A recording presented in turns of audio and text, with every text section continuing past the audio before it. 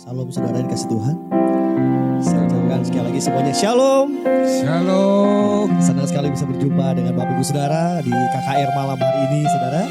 Kita akan siapkan hati kita terlebih dahulu. Kita mau berdoa bersama-sama, Saudara. Mari kita satukan hati kita.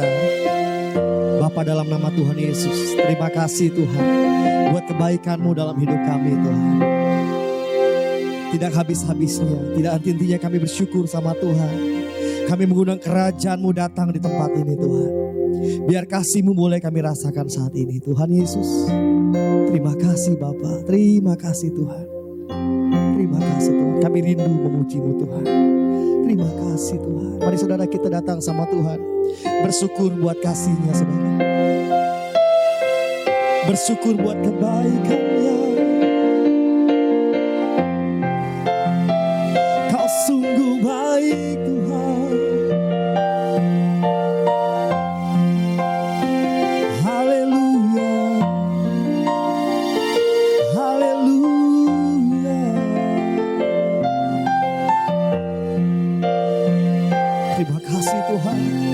Terima kasih buat keluarga yang baik Tuhan.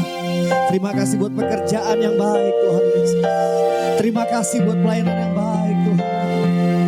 Kami mengangkat tangan kami di hadapan-Mu Bapa. Satu hal yang ku rindu,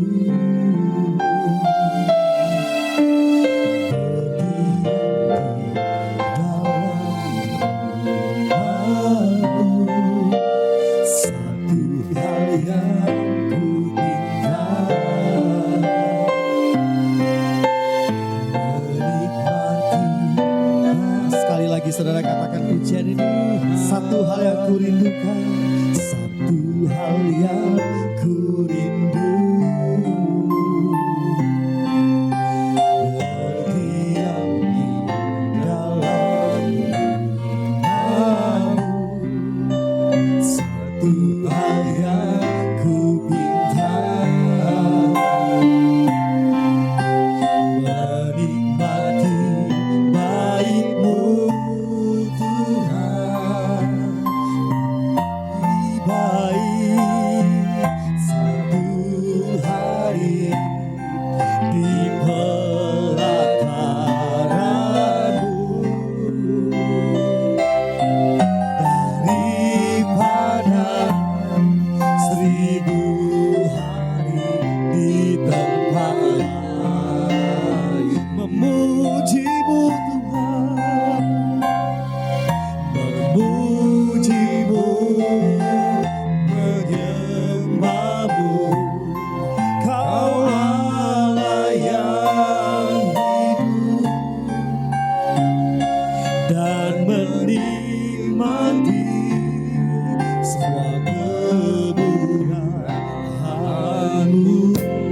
Kami Tuhan, ini pujian kami malam ini Tuhan. Satu hal yang ku rindu, berdiam di dalam rumah-Mu.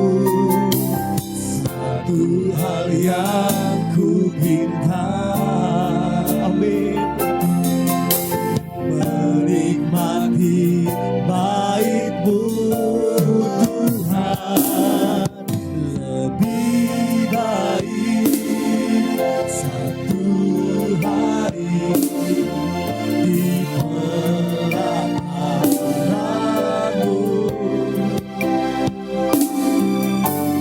daripada 1000 hari di tempat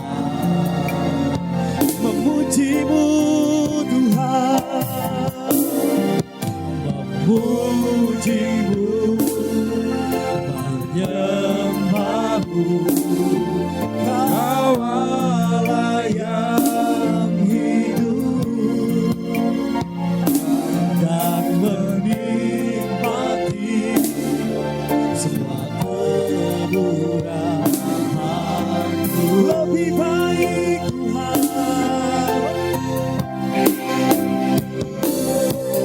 lebih baik, amin, satu hari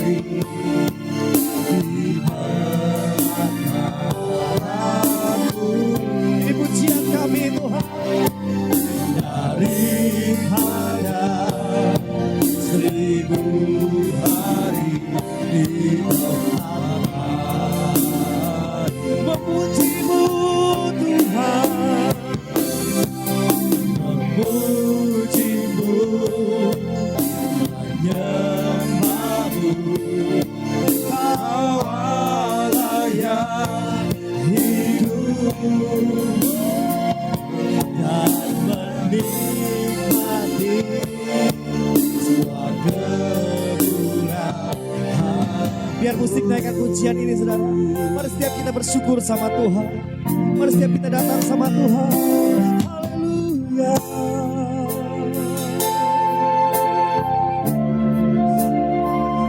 Kami bersyukur kepadamu Tuhan.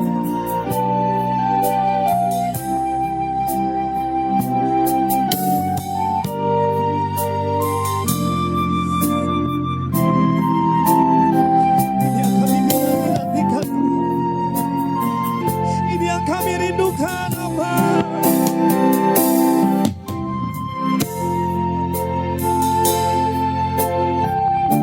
Hanya Engkau yang ditinggikan di tempat ini.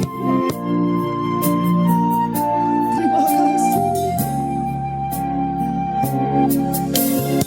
Terima kasih Abah. Terima kasih.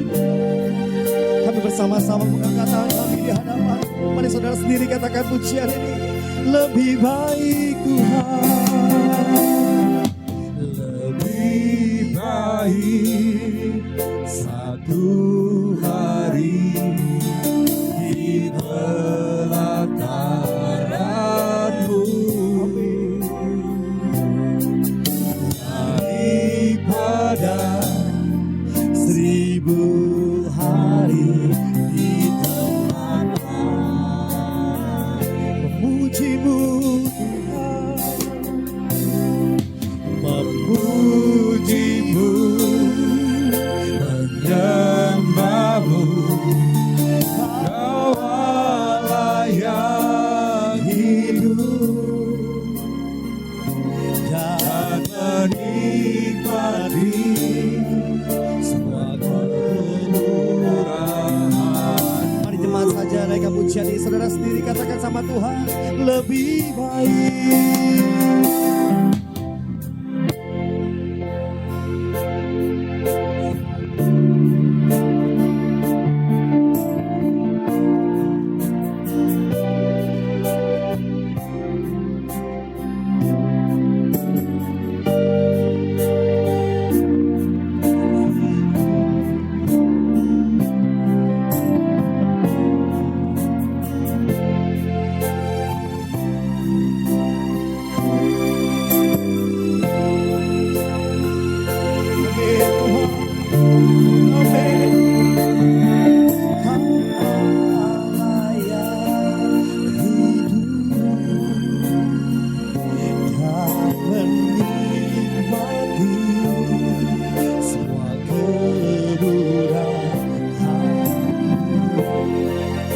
Menikmati-Mu Tuhan,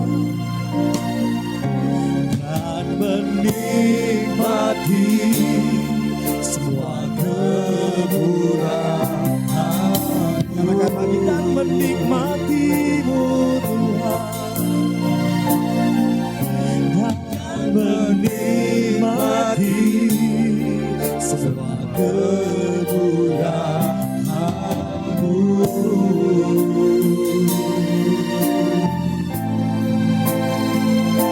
Menikmati Tuhan, kemuliaan-Mu dinyatakan di tempat ini Tuhan.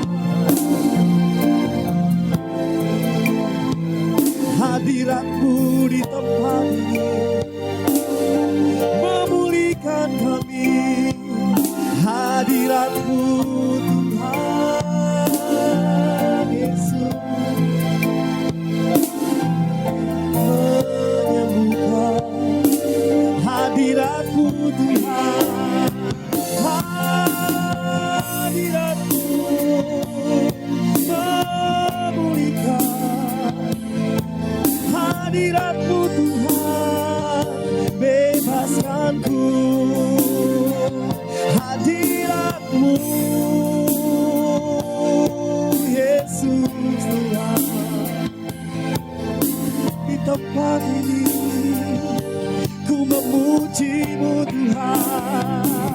Kami menyembah-Mu, ku menyembah-Mu Tuhan. Kau hadir di tempat ini, Kau hadir Tuhan, memulihkan keadaan kami, memulihkan hidup kami. Terima kasih Tuhan. Hadir di tempat ini Tuhan. Kami punya Tuhan yang besar dalam hidup kami. Engkau Allah Jehovah Jireh, di atas gunung kudus-Mu Tuhan. Engkau menyediakan berkat-berkat-Mu Tuhan. Terima kasih Tuhan, terima kasih.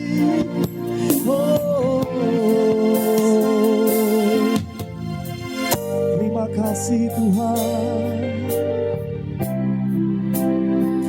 Ku yakin Kau hadir di sini.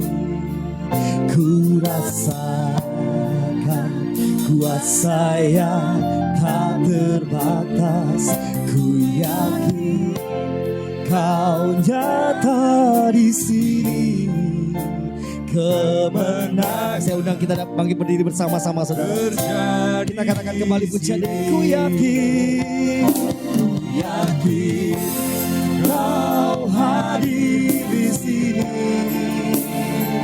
Ku rasakan kuasa yang tak terbatas. Ku yakin Kau nyata di sini. Kemenangan terjadi di sini. Kesembuhan terjadi di sini. Kelepasan terjadi di sini.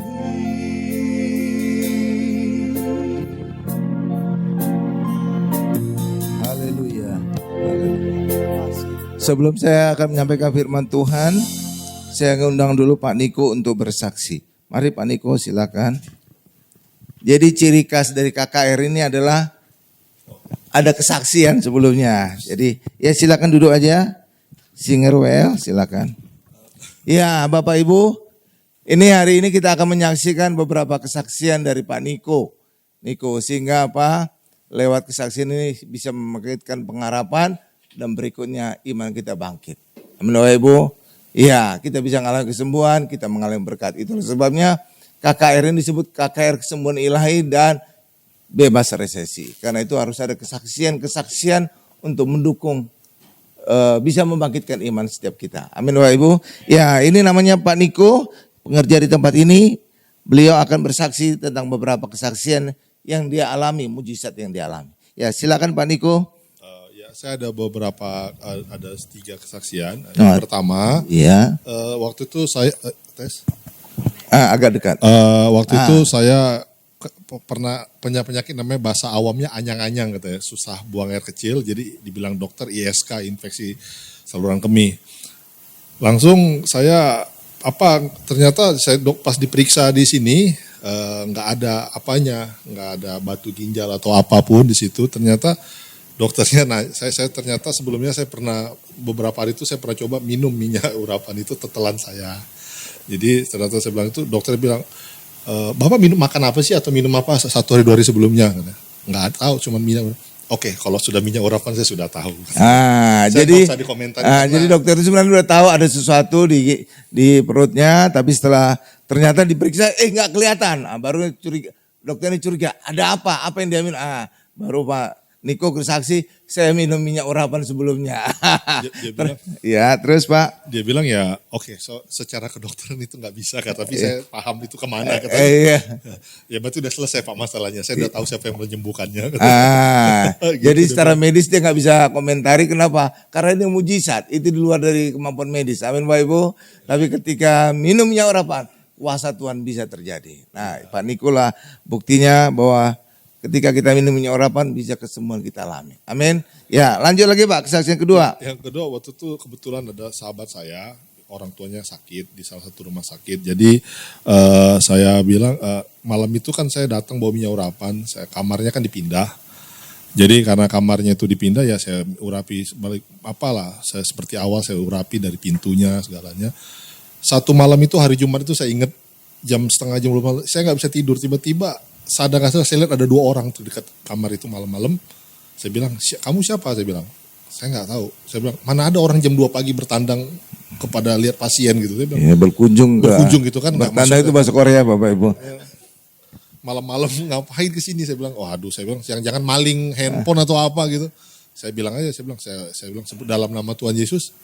Nggak berapa lama hilang gitu. Dan satu malam itu aneh, kamar mandi itu ada yang mandi suara. Sampai tetangga sebelah dengerin, Pak siapa yang mandi ya malam-malam di kamar? Nggak ada, kami tidur semua. Saya bilang, salah dengar kali. Saya juga udah ketakutan. Tapi satu malam itu setelah minyak urapan tuh ada gangguan memang. Selalu ya berarti ada yang terganggu ya dengan adanya minyak urapan itu. Nah yang sebelum ibu saya. Nah, tuh, itu kesaksian kedua Bapak Ibu. Jadi ya maaf kata bisa dikatakan rumah sakit itu seringkali banyak ada setannya atau kenapa? Sering terjadi kematian di rumah sakit. Makanya tempat di mana kematian selalu ada setan. Markasnya itu di kuburan. Jadi karena itulah ketika ada saudara kita, orang tua kita, teman kita atau apapun yang lagi opname, urapi saja kamarnya. Karena bisa saja di tempat itu sebelumnya ada orang yang mati. Gitu kan Bapak Ibu, ya kan rumah sakit kan biasa, orang meninggal kan. Nah, jadi karena itulah itu dilakukan oleh Pak Niko, diurapi kamarnya sehingga setan yang ada di situ atau juga pasiennya. Bisa aja pasien itu bawa jimat-jimat atau apa. Jadi kepanasan keluar ya. Itu kesaksian kedua. Yang ketiga, silakan Pak. Yang ketiga ibu saya waktu itu kena diare tanggal 25 Agustus itu dia masuk di rumah sakit. Habis pulang dari gereja saya bawa perjamuan kudus sekaligus minyak urapan ke mama saya urapi perjamuan kudus. Tiba-tiba saya terlupa kayak ada suara manggil, Niko tolong urapi itu ibumu sesuai dari pulang gereja. Oh iya saya ingat saya bersuara, tapi ada suara yang bicara ke saya. Mak, saya udah takut-takut karena ibu saya orangnya agak susah diajak perjamuan kudus atau minyak urapan. Gitu. Iya biasa, gereja lama gitu. Agak susah karena orangnya lain lah gitu. Yeah. Tapi dia mau gitu. Yeah. Saya ajak, ya udah. Ini minyaknya buat apa? Karena AC mak kering jadi biar kulit jangan kering. Oh ya. Harus dicari akal untuk bisa. Penuh hikmat ya mantap. Oh iyalah bikin bilang gitu. Langsung saya bilang gitu minyak urapan. Itu saya ditanyain sama di rumah sakit ibu saya, Pak itu apa dikasih minyak? Saya bilang, oh ini ajaran dari urapan Pak dari agama kami. Saya bilang, oh gitu. Saya bilang, oh jadi untuk apa ya supaya sakral kamar ini, supaya ibu saya jangan ketakutan. Saya bilangnya gitu. Jadi ya malam itu di rumah sakit kami tidur nyenyak nggak ada apa-apa. Cuman ya karena itu rumah sakit dulu bekas COVID katanya seperti itu ya suka yang aneh-aneh. Tapi ibu saya bilang tenang sekali saya malam itu setelah kamu kasih minyak itu tidur semalaman. Dia bilang, ya saya juga agak takut, tapi dia bilang tenang kali. Oh ya udah bagus lah mah kalau kayak gitu. Dia bilang, mantap. Ya jadi lihat ada ketiga kesaksian ya Pak Niko ya luar biasa Bapak Ibu ya. Amin, berikan dulu kemuliaan bagi Tuhan Yesus Bapak Ibu. Nah minyak urapan itu kalau kita lihat dalam perjanjian lama itu bukan hanya dioleskan kepada manusia juga. Dulu biasanya dipakai oleh imam-imam Harun dan anak-anaknya. Tapi juga dioleskan ke benda-benda di bait Allah. Jadi minyak urapan itu bisa diurapi ke benda. Ke mobil, ke motor, ke mall, ke kantor, ke rumah. Itu bisa. Dan itu terbukti kan. Ratu Plaza ini juga ya Pak ya Joni ya. Diurapi terjadi perubahan. Landmark juga diurapi terjadi perubahan.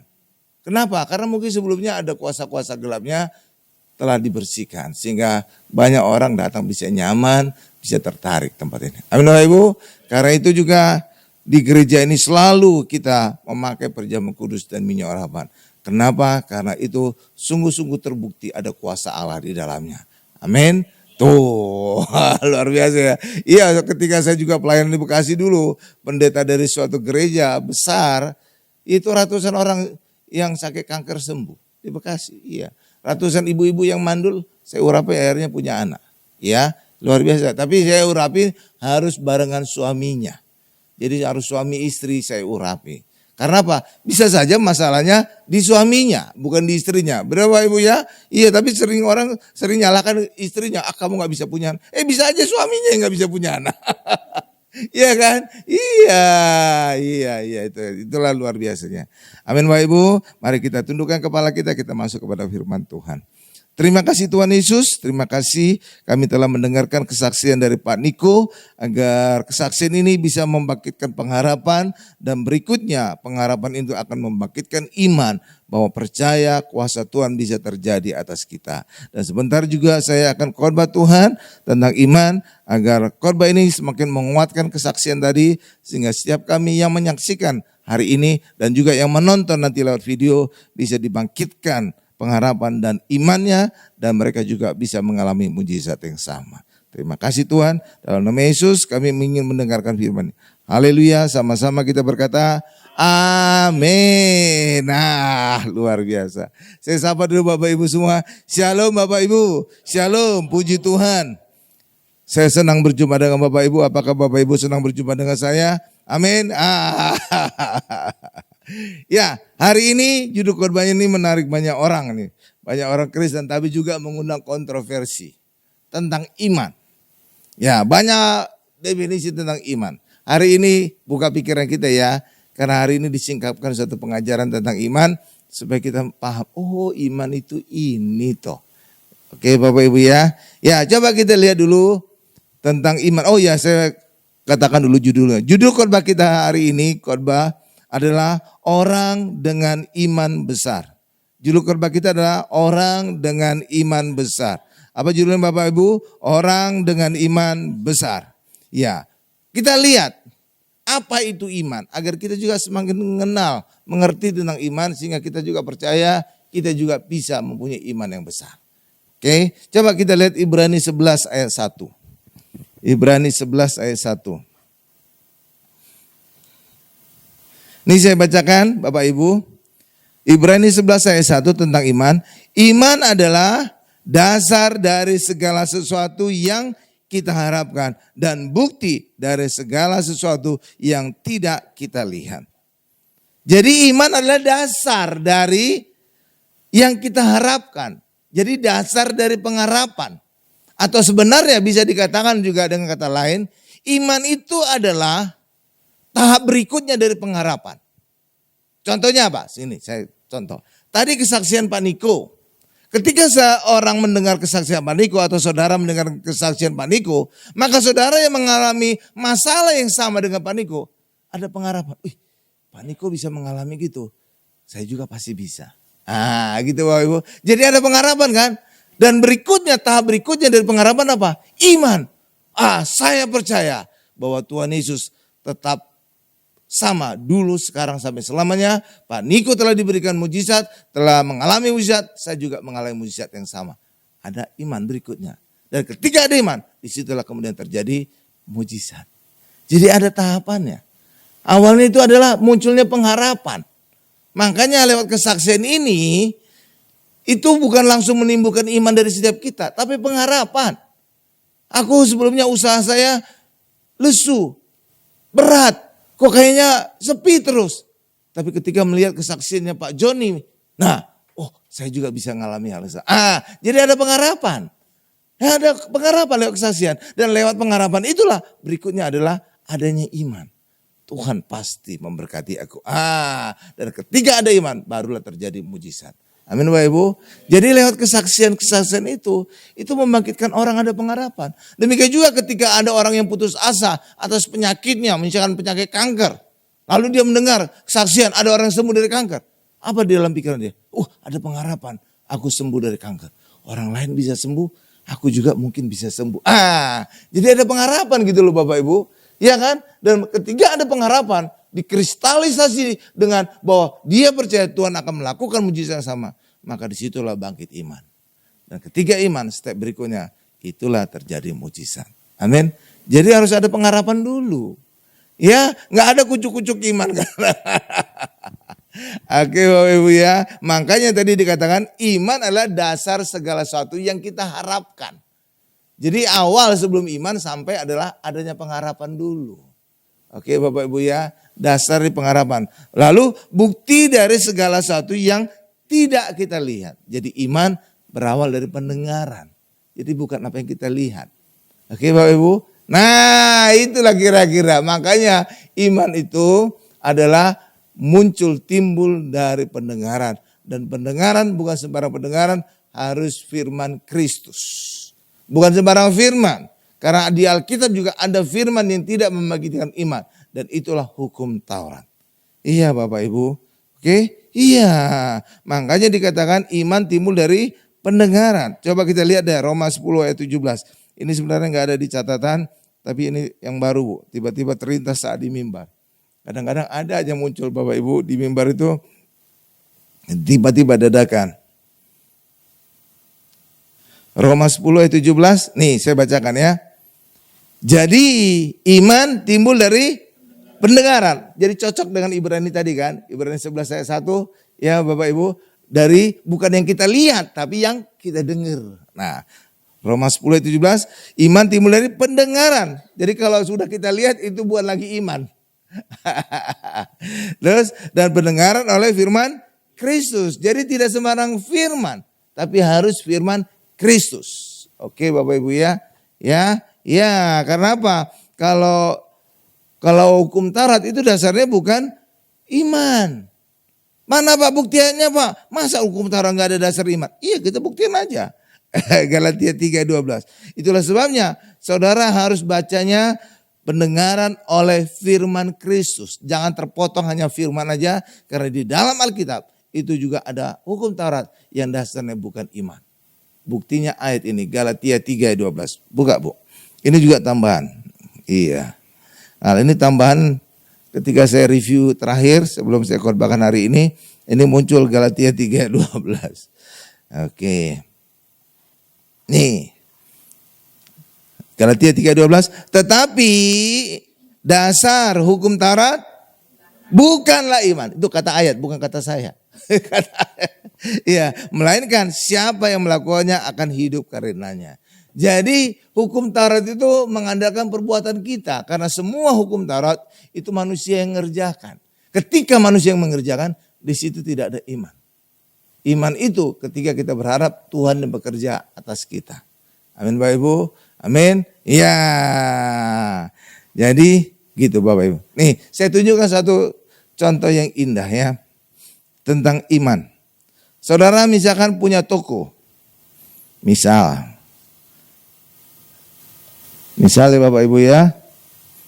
Haleluya.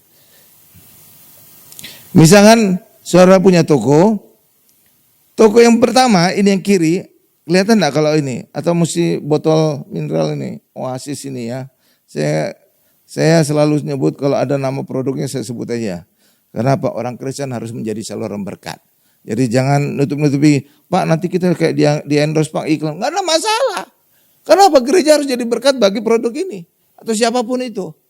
Benar, Ratu Plaza saya tampilkan itu Ratu Plaza dekat mimbar. Supaya apa? Sengaja. Agar ketika orang nonton video ini, kelihatan Ratu Plaza. Soalnya itu kan ada gantung kan.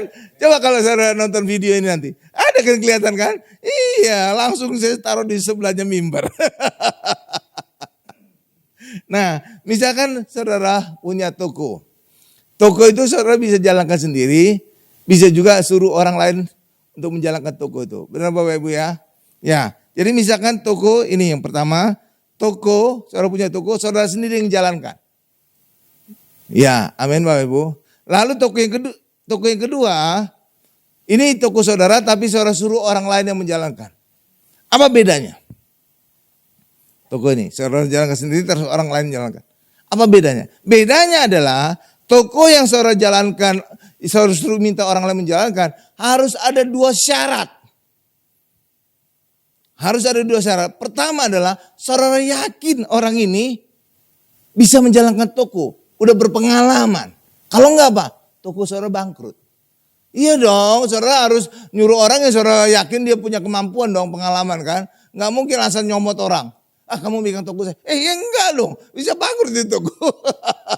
Benar kan? Itu pertama. Yakin orang itu mampu menjalankan toko saudara. Yang kedua, syarat kedua yang mutlak. Orang itu harus dipercaya. Kalau nggak dipercaya, dibawa kabur nanti duitnya. Di penjualan kan. Benar Bapak Ibu ya? Jadi ketika kita melibatkan orang lain, Di situ harus ada dua unsur. Satu, keyakinan, dia berpengalaman. Yang kedua, harus kita yakin dia itu orang bisa dipercaya. Benar nggak Bapak Ibu? Benar dong. Iya kan? Iya dong, orang lain kita suruh harus yakin orang itu mampu nggak jalan ke toko saya. Yang kedua, jujur nggak itu orang? Dibawa kabur lagi nanti duitnya. Ya kan? Tapi ketika toko saudara jalankan sendiri, nggak ada unsur tadi. Loh, ini toko-toko saya yang mau bangkrut mau apa, ini urusan saya gitu kan Bapak Ibu ya. Loh, toko saya sendiri. Benar kan? Jadi ketika kita jalankan toko kita sendiri, tidak ada perlu keyakinan. Tidak perlu ada kepercayaan. Lah, toko saya sendiri. Benar nggak Bapak Ibu? Paham ya? Beda ya ketika toko kita suruh jalankan orang lain ya. Bahwa di sini orang itu harus kita yakin dia berpengalaman. Ya, dia mampu menjalankan toko. Yang kedua, harus bisa dipercaya. Kalau nggak dibawa kabur duitnya. Hal yang sama juga dengan iman. Ya Bapak Ibu, ketika kita melakukan sendiri semuanya agar kita benar di hadapan Allah, itulah hidup dalam hukum Taurat. Di situ tidak ada unsur iman. Karena saudara sendiri yang jalankan hukum Taurat. Lihat ya, jangan berzina, jangan mencuri, jangan bunuh. Kan semua manusia yang jalankan. Amin. Itulah sebabnya ketika orang dalam hukum Taurat, mereka tidak ada iman. Karena bukan Tuhan yang ngerjakan, tapi dia sendiri. Manusia itu sendiri. Makanya dasar hukum Taurat bukan iman. Paham sekarang kenapa dasar hukum Taurat bukan iman?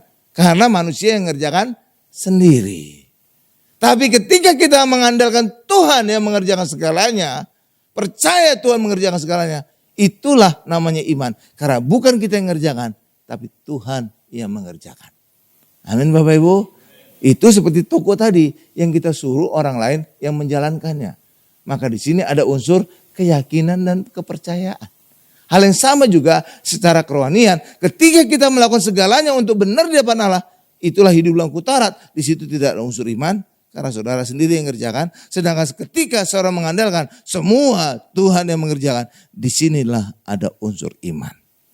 Itulah sebabnya orang Kristen disebut orang yang beriman. Karena kita tidak mengandalkan perbuatan kita, tapi kita mengandalkan Yesus yang mengerjakan semuanya. Paham Bapak Ibu? Kalau orang tetangga sebelah itu enggak. Mereka sendiri yang mengerjakan kan. Bahkan matinya terbukti. Saat di kuburan. Ya, diterima di sisi Allah sesuai dengan amal perbuatannya. Benar kan Bapak Ibu? Iya kan? Kalau orang Kristen mana ada pendeta bilang gitu. Diterima di sisi Yesus sesuai dengan amal perbuatannya. Dipecat itu besok pendeta. Kenapa? Orang Kristen bukan berdasarkan perbuatan. Paham Bapak Ibu? Paham? Karena apa? Karena kita mengadakan Yesus yang melakukan semuanya. Perbuatannya. Oke? Nah sekarang kita masuk kepada ayat yang sering kali menjadi batu sandungan. Ketika orang hidup dengan anugerah. Ketika orang dikatakan hidup dengan iman. Bahwa iman tanpa perbuatan adalah mati. Sekarang saya singkapkan sehingga saudara berkata, oh gitu toh maksudnya Pak. Oh selama ini saya salah. Coba Yakobus 2 ayat 26. Hari ini kita belajar luar biasa ya. Oh iman itu toh. Kayak Bapak Ibu ya. Jadi saudara sekarang ngerti ya. Jadi bayangkan aja toko tadi deh. Kalau saudara kurang paham. Kalau punya toko sendiri, saya jalan sendiri, itu nggak perlu ada unsur keyakinan dan kepercayaan. Tapi ketika saudara suruh orang lain, orang itu harus saudara yakin berpengalaman dan dipercaya. Ya paham Bapak Ibu ya? Iya dong. itu udah wajar, itu biasa gitu. Coba sekarang Yakobus 2 ayat 26. Seringkali ini jadi batu sandungan bahwa iman tanpa perbuatan adalah mati. Ya. Yakobus 2 ayat 26. Sebab seperti tubuh tanpa roh adalah mati, demikian jugalah iman tanpa perbuatan adalah mati. Ada enggak di situ kata ya imanmu tanpa perbuatanmu adalah mati? Enggak ada ya. Enggak ada kata munya ya. Ya kan? Enggak ada kan? Jadi iman tanpa perbuatan adalah mati. Tidak ada tambahan imanmu tanpa perbuatanmu adalah mati. Enggak ada kan? Munya enggak ada kan? Artinya apa? Iman kita bisa dari kita, sedangkan perbuatannya bukan kita. Seringkali orang berkata, kita harus beriman, maka kita juga harus berbuat. Itu artinya menyatukan iman itu dengan perbuatan itu. Jadi iman kita harus menyatu dengan perbuatan kita. Tapi di sini ayat ini Yakobus ini tidak ada dikatakan demikian. Tidak ada imanmu tanpa perbuatan-perbuatanmu adalah mati. Enggak ada kan? Artinya apa? Imannya bisa iman kita, tapi perbuatannya bukan perbuatan kita. Kayak gimana Pak contohnya? Gini saya contohkan. Iya supaya saudara terbuka hari ini. Karena banyak gambaran, banyak pemikiran orang Kristen, banyak pemikiran pendeta. Iman dan perbuatan itu seakan-akan satu. Seakan-akan iman kita dengan perbuatan kita harus satu. Tidak, ayat tidak berkata ada kata mu-nya. Jadi bisa berbeda imannya dengan siapa yang melakukannya. Contoh, saya tunjukkan contoh aja biar terbuka mata kita. Misalkan saudara sakit kepala. Oke, yang biar ngeri-ngeri sedap, kanker lah misalkan, kanker lah. Biar mantap gitu, kanker. Tapi saudara nggak usah takut kanker ya. Pokoknya perjamuan kudus saja rutin, saudara akan sembuh pasti. Karena prinsip kanker itu adalah ada sel yang memberontak. Dan ketika kita terima perjamuan kudus, Yesus kita makan, Raja damai kita makan, maka sel-sel di tubuh kita akan damai. Jadi nggak ada lagi sel yang memberontak, sembuhlah otomatis kita. Praktis kan? Kayaknya enak ya, memang enak dalam Tuhan. Iya, cuma di luar sana kan harus kemoterapi. Iya, harus dibunuh sel-sel yang memberontak tadi dengan racun. Itulah kemoterapi. Tapi dampaknya sel-sel yang sehat juga mati. Makanya orang yang pakai kemoterapi udah setengah mati mukanya. Kepalanya gundul, pucet. Kenapa? Sel-sel sehatnya juga terbunuh oleh kemoterapi tadi. Makanya dia udah setengah-setengah gimana gitu Bapak Ibu. Ya kan? Saudara pernah lihat gak orang yang kena kemoterapi? Pernah kan? Pucet-pucet gitu kan? Iya. Karena memang prinsip kemoterapi adalah membunuh sel-sel yang memberontak. Tapi sel yang sehat juga ikut mati. Ya, ikut terbunuh. Ya oke. Yang tadi Bapak Ibu. Ya. Misalkan saudara sakit kanker lah. Saudara berdoa. Saudara berdoa kan pakai iman kan? Iman kan? Iman ya. Tuhan aku percaya Tuhan oleh bilur-bilurmu aku sembuh. Itu kan saudara kan berdoa kan? Itu iman siapa? Saudara kan? Perbuatannya perbuatan siapa? Tuhan. Tuh. Bukan perbuatan kita. Tuhan yang bekerja atas kita. Menyembuhkan kita. Jadi iman dan perbuatan itu terpisah. Enggak sama. Imannya iman kita. Perbuatannya perbuatan Tuhan. Tuh kan lihat bedanya.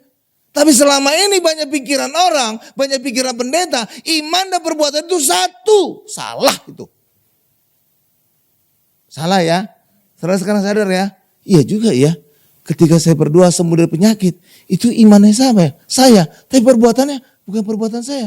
Perbuatan Tuhan. Tuh, selain itu bedanya, tuh. Jadi kelihatan sekarang iman dan perbuatan ini harus terpisah. Saudara lihat, jadi banyak pikiran orang di luar sana, iman dan perbuatan ini harus satu. Kita yang beriman, perbuatannya juga kita. Ya kan, banyak kan pikiran orang kan? Salah itu. Iman itu adalah imannya kita, tapi perbuatannya perbuatan Tuhan. Jadi berbeda. Tuh baru tersingkap kan. Oh iya juga ya. Kalau seandainya saya sembuh karena saya makan yang sehat, suka olahraga, itu perbuatan saya. Bukan lagi iman itu. Kalau kita ngelakukan sendiri itu bukan iman. Amin Bapak Ibu. Iya. Jadi iman itu imannya kita. Tapi perbuatannya bukan perbuatan kita. Tapi perbuatan Tuhan. Jadi iman dan perbuatan itu harus terpisah. Karena ayat tadi juga Yakobus tadi berkata, iman tanpa perbuatan-perbuatan adalah mati. Tidak ada dikatakan imanmu tanpa perbuatan-perbuatanmu adalah mati. Enggak ada ayatnya demikian. Saudara lihat baca ayatnya, enggak ada kan mu-nya kan? Enggak ada. Tuh. Amin. Jadi iman itu iman kita, benar. Tapi perbuatannya bukan perbuatan kita. Justru perbuatan Tuhan. Jadi ini harus terpisah, harus berbeda. Terus itu, iya jadi pemikiran banyak orang Kristen selama ini kan, kita harus punya iman, kita juga harus ada perbuatan. Nah, ya kan? Iya, itu salah. Iman dan perbuatan itu terpisah. Imannya benar iman kita, tapi perbuatannya bukan perbuatan kita, perbuatan Tuhan. Yang makin tersingkap sekarang. Iyalah. Contohnya lah tadi sakit. Kita berdoa untuk kesembuhan sakit kanker kita. Itu imannya kita. Tapi perbuatannya perbuatan Tuhan yang menyembuhkan kita kan. Ya kan? Terpisah kan? Tuh. Haleluya, haleluya, haleluya. Jadi makin jelas ya. Nah sekarang kita lihat lagi. Ada 2 kali Tuhan Yesus memuji iman orang. Satu, seorang perwira Romawi dipuji oleh Tuhan. Belum pernah aku lihat orang Israel punya iman sebesar ini. Tuhan Yesus berkata demikian. Demikian juga ada seorang ibu Kanaan. Minta kesembuhan putrinya yang dirasuk setan. Dan Tuhan Yesus juga memuji imannya. Besar imanmu ibu, ya anakmu sembuh. Oke Bapak Ibu ya. Ya. Nah di sini kita akan belajar apa sih rahasianya mereka punya iman yang besar. Amin. Sehingga saudara juga bisa mengalami iman yang besar. Ketika kita punya iman yang besar, maka mujizat besar juga kita alami. Karena ayat juga berkata, terjadilah mujizat sesuai dengan imanmu. Jadi kalau iman kita besar, mujizatnya juga besar. Kalau iman kita kecil, ya mujizatnya kecil. Karena terjadilah mujizat sesuai dengan imanmu kan. Berkaitan kan. Mujizat dengan iman kan. Lah iya dong. Oke, cakep. Coba kita lihat tentang perwira yang mempunyai iman yang besar. Ini ayatnya rada panjang. Sehingga ya kita baca gantian deh. Supaya saudara juga aktif ya. Matius 8 ayat 5 sampai dengan 13. Saya ayat yang ganjil, Bapak Ibu ayat yang genap ya.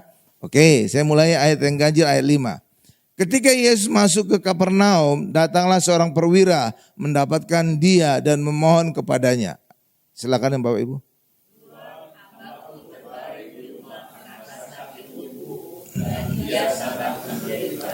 Ayat 7 saya. Yesus berkata kepadanya, aku akan datang menyembuhkannya.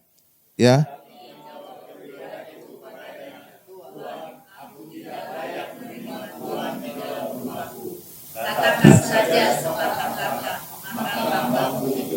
Stop dulu, Bu. Kembali lagi kepada ayat tadi bacaan. Jadi kenapa dia berkata aku tidak layak menerima Tuhan di dalam rumahku? Karena pada zaman dulu ada larangan orang Yahudi tidak boleh masuk rumah orang non-Yahudi. Makanya perwira ini dia ngerti juga adat istiadat orang Yahudi. Sehingga berkata, aku tidak layak menerima Tuhan di rumahku. Karena dia tahu ada larangan orang Yahudi masuk ke rumah orang non-Yahudi. Amin Bapak Ibu. Jadi supaya saudara tahu latar belakangnya. Demikian juga saudara mungkin ingat kisah tentang ada 10 orang kusta yang disembuhkan Yesus. Ya kan? Dan mereka 10-10-nya disuruh menghadap imam. Hanya 1 orang yang kembali setelah sembuh dan mengucap syukur kepada Tuhan. Saudara harus tahu latar belakangnya juga. Kenapa cuma 1 ini aja yang datang kepada Yesus kembali mengucap syukur? Saudara tahu yang 9 itu orang Yahudi. Dan mereka berani menghadap imam untuk dicek kesehatan kustanya, kesembuhan kustanya. Sedangkan 1 ini orang Samaria. Dan pasti tidak akan berani datang ke imam. Kenapa? Dia pasti sudah ditolak oleh imam itu. Itulah sebabnya dia kembali kepada Tuhan Yesus. Kenapa? Karena pasti dia gak akan berani menghadap imam. Jadi saudara bisa paham? Gitu Bapak Ibu. Jadi saudara tahu apa sih latar belakangnya? Oh itu. Demikian juga kenapa hanya Yudas yang punya potensi mengkhianati Yesus? Karena dia satu-satunya orang Yudea. Sedangkan yang lain murid-murid Yesus orang Galilea. Orang yang Galilea itu tidak mungkin jadi pengkhianat Yesus. Kenapa? Kalau dia mengkhianat, dia harus berhubungan dengan imam-imam. Imam-imam itu pasti menolak orang Galilea. Sedangkan Yudas itu orang Yudea satu-satunya. Mungkin imam-imam itu dulu teman masa kecilnya. Ya bisa. Paham Bapak Ibu? Jadi dia bisa komunikasi dengan imam-imam untuk berkhianat. Ya bisa aja sampai bercanda. Bro, gimana kabarnya? Enak gak jadi murid Yesus? Nih saya kasih 30 keping. Kamu khianati bos mulu ya. Gitu. Bisa gitu sampai bercanda. Karena mungkin teman dekat dulunya kecilnya. Ya kan? Iya. Tapi kalau orang Galilea, boro-boro lihat aja. Pergi kamu, pergi. Gak level kamu. Iya. Karena orang Yudea itu menganggap dirinya lebih rohani dibandingkan orang Galilea. Kenapa? Di situ ada Bait Allah di Yerusalem. Itu wilayah Yudea. Amin. Jadi mereka merasa lebih rohani dibandingkan orang Galilea. Paham Bapak? Nah, jadi saudara bisa lihat, Oh backgroundnya itu toh. Nah gitu loh Bapak Ibu. Oke lanjut lagi. Makin pintar gitu ya. Ayat 9 saya sekarang. Ganjil. Sebab aku sendiri seorang bawahan dan di bawahku ada pula prajurit. Jika aku berkata kepada salah seorang prajurit itu pergi, maka ia pergi. Dan kepada seorang lagi datang, maka ia datang. Ataupun kepada hambaku, kerjakanlah ini, maka ia mengerjakannya. Ayat 10 ya.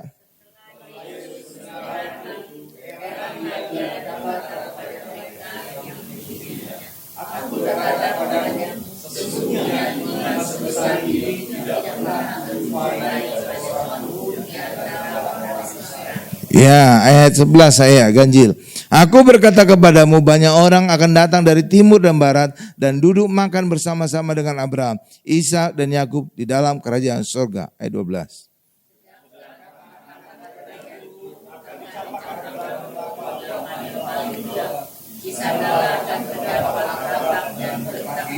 Ayat 13 yang terakhir. Lalu Yesus berkata kepada perwira itu, pulanglah dan jadilah kepadamu seperti yang engkau percaya. Maka pada saat itu juga sembuhlah hambanya. Lihat kepada saya Bapak Ibu. Jadi perwira Romawi ini dia sayang kepada hambanya. Sehingga dia minta tolong kepada Yesus. Ya, dia sujud kepada Yesus. Itu sebenarnya bertentangan dengan aturan ketentaraan. Nggak boleh tentara sujud kepada orang lain selain komandan gitu. Ya kan. Jadi dia ngambil risiko sebenarnya ini. Tapi lihatlah luar biasanya ya. Ya, dan Tuhan Yesus juga pasti tahu hal itu. Demikian juga ketika Yesus berkata, aku akan datang ke rumahmu. Nggak usah Tuhan. Aku tidak layak menerima engkau di dalam rumahku. Karena apa? Ada larangan orang Yahudi masuk ke rumah orang non-Yahudi. Katakan saja sepatah kata, maka hambaku itu sembuh. Kenapa dia punya iman demikian? Karena dia punya latar belakang militer. Dia tunjukkan tadi, aku anak buah, di bawahku ada prajurit, aku katakan datang atau pergi, dia akan datang atau pergi. Demikian juga ada atasan. Benar Bapak Ibu ya? Iya, artinya apa? Secara militer juga, komandan itu punya otoritas. Lakukan ini, lakukan. Siap. Nah, biasa gitu kan Bapak Ibu. Siap komandan. Nah, gitu kan. Jadi ketaatan itu dia terapkan dengan imannya kepada Yesus.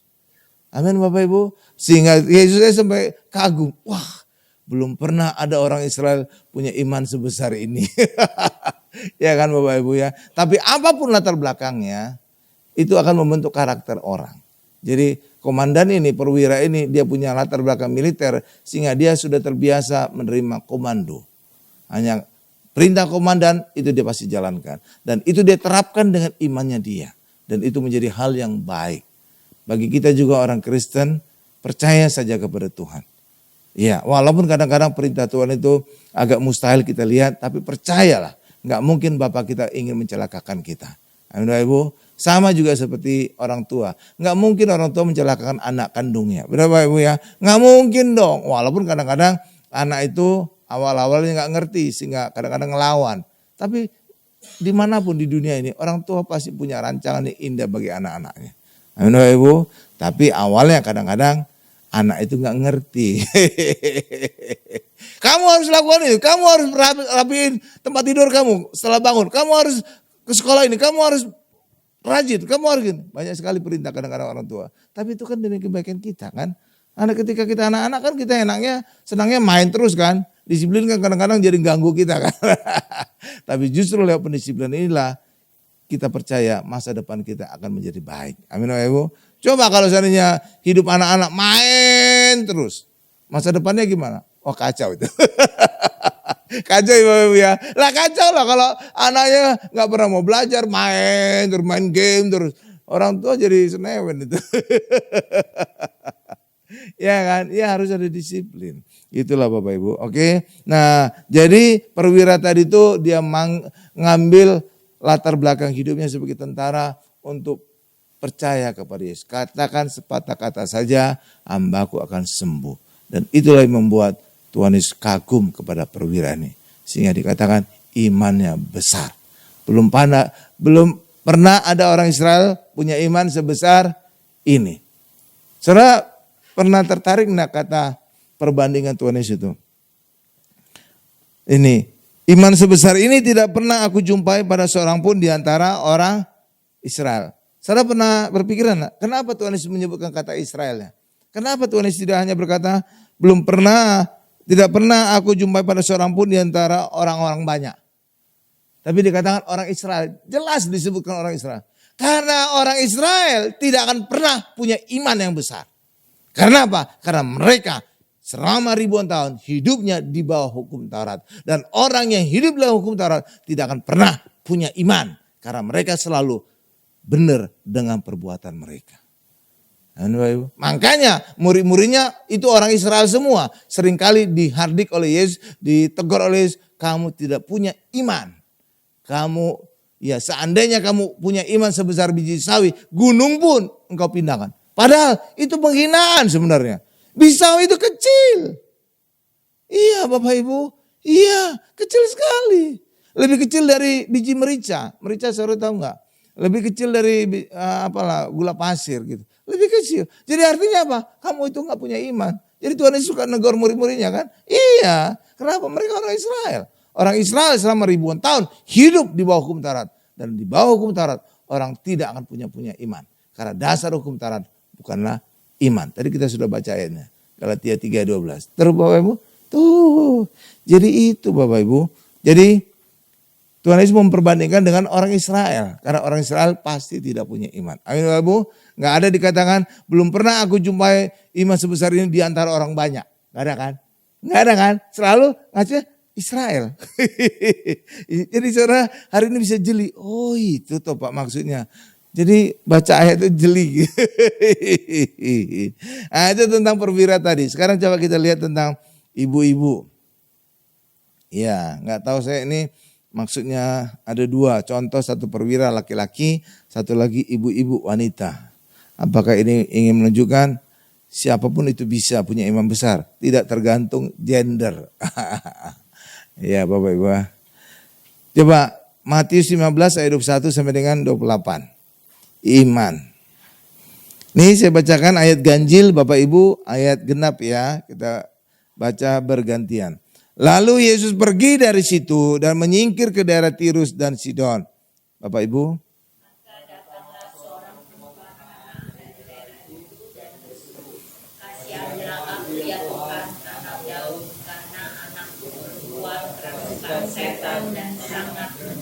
Jadi ibu ini untuk minta kesembuhan anaknya. Kalau tadi perwira minta kesembuhan untuk hambanya. Saya baca ayat 3. Tetapi Yesus sama sekali tidak menjawabnya. Lalu murid-muridnya datang dan meminta kepadanya. Suruhlah ia pergi. Ia mengikuti kita dengan berteriak-teriak. Ayat 24 Bapak Ibu.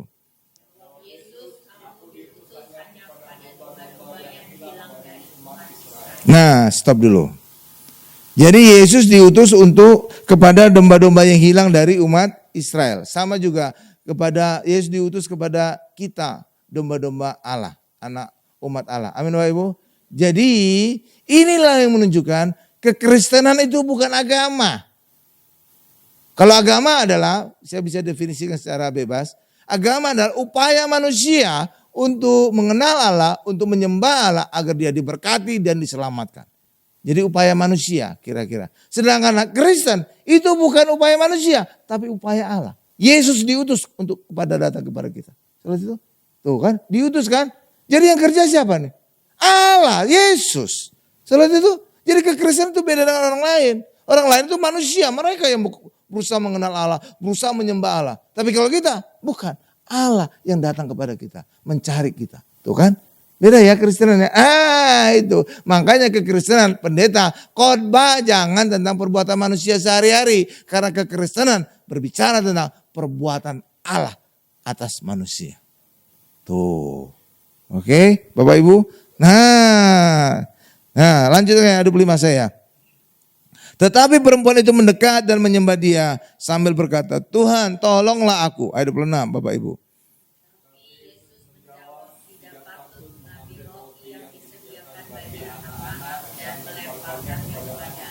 Stop.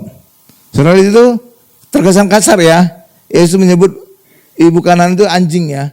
Iya kan benar Bapak Ibu ya. Tapi memang pada kenyataannya demikian. Orang Yahudi itu menyebut bangsa lain anjing. Benar.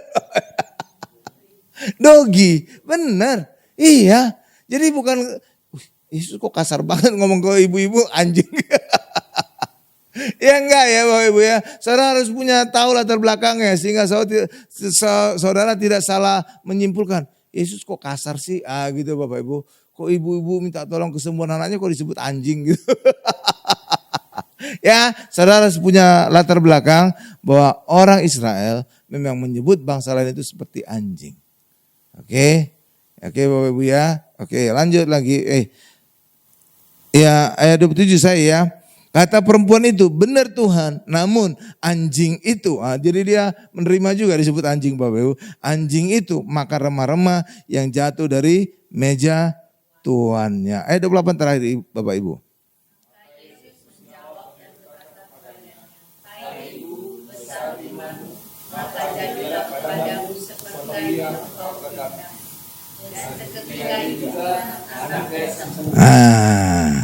Coba Bu scroll ke ayat 21 tadi. Ayat 21 di atas. Ayat 22 lah. Ini saya bacakan lagi. Maka datanglah seorang perempuan Kanaan. Itu bukan orang Israel. Amin Bapak Ibu. Perwira tadi bukan orang Israel. Orang Romawi. Ibu ini bukan orang Israel. Orang Kanaan. Jadi orang-orang non-Israel ini mereka bisa punya iman yang besar.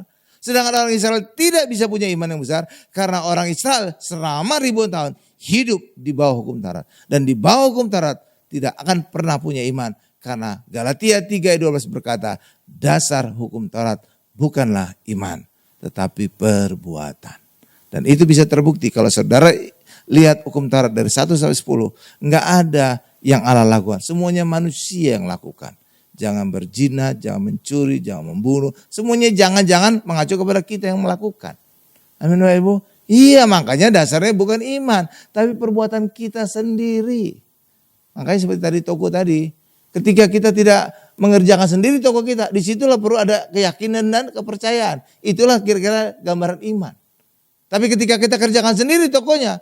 Di sini nggak perlu ada unsur keyakinan kepercayaan. Lah toko-toko saya sendiri. Mau bangkrut itu urusan saya. Lah iya dong. Nah iya itu. Jadi ketika kita bicara iman. Pasti itu berbicara bukan perbuatan kita. Pasti. Imannya iman kita. Perbuatannya perbuatan Tuhan. Nah, Ibu paham? Luar biasa ya. Ya seperti saya kasih contoh tadi. Ya kalau kita sakit. Kita berdoa dengan iman. Yang ngerjakan itu bukan kita. Tapi Tuhan yang menyembuhkan kita. Makanya ayat Yakobus tadi juga banyak kali orang Kristen yang salah. Iman tanpa perbuatan adalah mati. Seakan-akan imannya iman kita, perbuatan juga perbuatan kita. Salah. Imannya benar iman kita, tapi perbuatannya bukan perbuatan kita, perbuatan Tuhan. Saudara itu? Nah, baru sekarang jelas kan? Tuh. Amin Bapak Ibu ya. Nah, jadi tadi Ibu kanan ya. Jadi Bapak Ibu, Tuhan Yesus menjawab berkata kepadanya, hai ibu besar imanmu. Saudara lihat ada kesamaan di antara perwira Romawi dengan ibu kanan. Kedua-duanya bukan orang Israel, non Israel. Amin Bapak Ibu, ya kan? Dan ketika mereka non Israel, berarti mereka tidak hidup di bawah hukum Taurat. Amin. Jadi mereka hanya mendengar tentang Tuhan Yesus. Hanya mendengar tentang Kristus. Disitulah iman bangkit. Amin Bapak Ibu ya. Hanya mendengar kan mereka kan? Iya hanya mendengar. Kabarnya Yesus itu penuh kuasa. Kabarnya Yesus itu bisa menyembuhkan orang sakit. Kabarnya Yesus itu penuh kasih. Jadi mereka sebelumnya telah mendengar Yesus. Sehingga mereka mau datang kepada Yesus. Kalau tidak pernah mendengar Yesus, gak mungkin mereka mau datang kepada Yesus. Amin Bapak Ibu. Jadi awalnya muncul dari pendengaran. Itu Bapak Ibu, iya kan? Jadi benar ya, cocok ya dengan ayat. Iman timbul dari pendengaran akan firman Kristus. Atau mendengar tentang Kristus sendiri. Amin, keberadaan Kristus sendiri. Kita dengar, maka iman kita timbul. Itulah sebabnya, kenapa saya selalu khotbah tentang Tuhan Yesus. Karena lewat kita mendengar tentang Tuhan Yesus, iman kita otomatis bangkit. Dan ketika kita bangkit, step berikutnya, mujizat kita alami.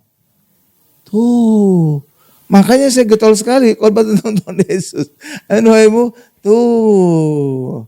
Haleluya, haleluya. Itulah sebabnya kenapa yang punya iman besar ini kedua-duanya bukan non-Israel. Kedua-duanya non-Israel. Kenapa? Orang Israel ribuan tahun telah hidup dalam hukum Taurat dan dasar hukum Taurat bukanlah iman. Itulah sebabnya orang Israel tidak pernah punya iman yang besar. Bahkan murid-murid Yesus juga disindir Yesus, ditegur Yesus. Lebih kecil imannya dari biji sesawi. Amin Bapak Ibu. Tuh kan? Itu artinya kecil banget itu. Lebih kecil dari gula pasir kali ya, kecil gitu. Nah itu Bapak Ibu. Sedangkan kedua orang ini non-Israel, satu perwira Romawi, satu lagi ibu dari Kanaan. Nah sekarang kita lihat saat Tuhan Yesus menegur murid-muridnya yang tidak percaya, bahkan disebut sesat. Matius 17 ayat 14-29. Haleluya. Matius 17 ayat 14 sampai dengan 20. Matius 17 ayat 14 sampai 20 saya baca juga. Saya sekarang bacanya genap, Bapak Ibu ganjil ya sampai ayat 20. Nih, saya mulai ayat 14-nya. Ketika Yesus dan murid-muridnya kembali kepada orang banyak itu, datanglah seorang mendapatkan Yesus dan menyembah. Ayat 15 Bapak Ibu.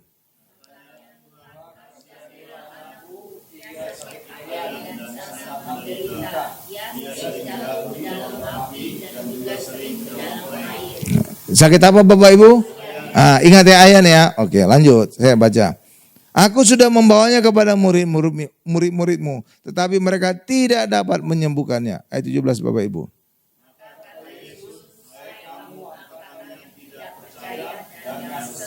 Stop. Lihat. Yesus menegur siapa nih? Murid-murid. Angkatan yang tidak percaya dan sesat. Jadi orang yang tidak punya iman. Itu angkatan yang tidak percaya dan sesat. Kenapa? Kalau tidak punya iman, mereka tidak berharap kepada perbuatan Yesus, tapi mengadakan perbuatan sendiri, dan itu dianggap Tuhan tidak percaya dan sesat. Itu kata ayat, bukan kata saya. Lanjut, Bapak Ibu. Berapa lama?